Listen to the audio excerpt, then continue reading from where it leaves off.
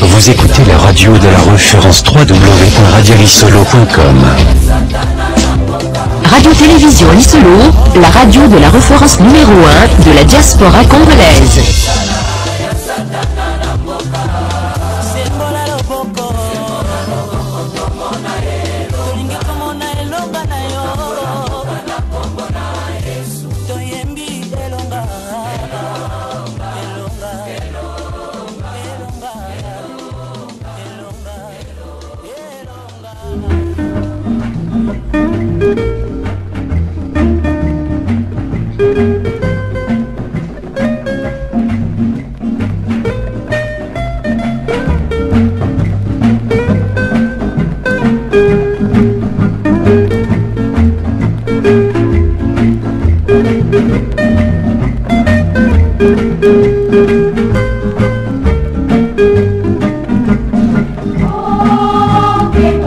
Merci Bokeba, Ngonga et Betty.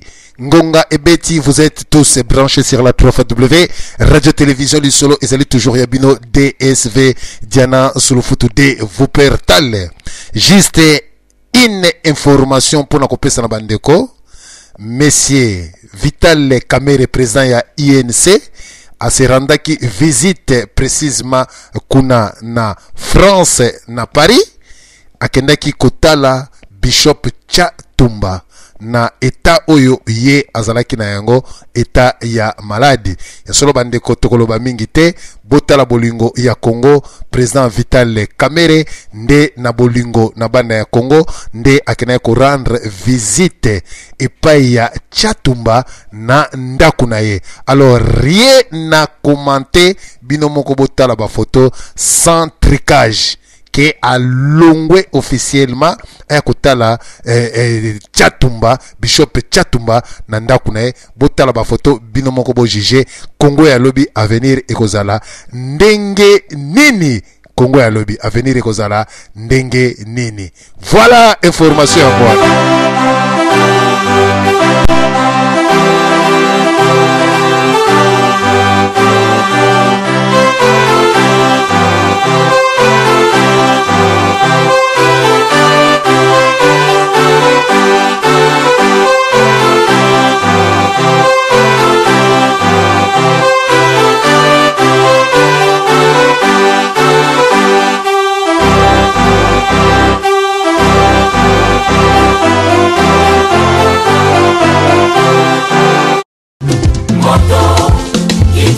Moto yaya ezikisa misala ya satana na mboka.